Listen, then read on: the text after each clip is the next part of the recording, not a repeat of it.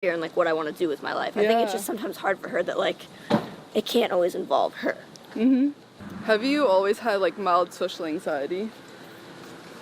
I think you said like in a previous interview. Yeah, I don't know actually. I can't really remember. I do remember though at one point I think it was easier for me to make friends and to talk to people, but sometimes I wonder if that was because I was in school with them and I was forced to be around them every day, so it was easier for me to make friends. But as long as I can remember in like the recent past, like I have always just felt like the odd one out in every social situation ever.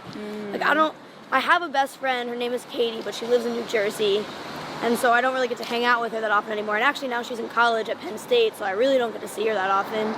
And we still talk every day, but I don't have like a best friend besides Katie to the point where like we literally do everything together and like we know each other really well and like are physically together a lot.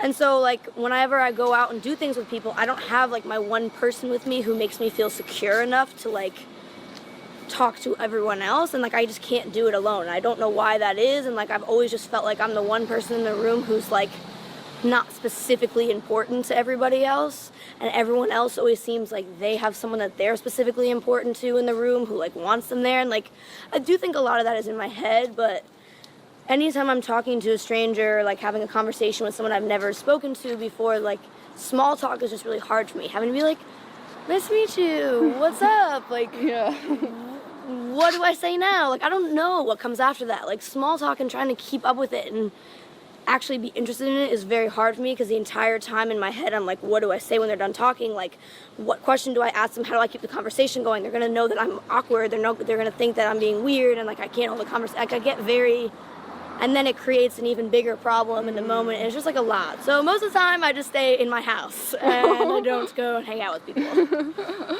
And then the first few songs, they just gave it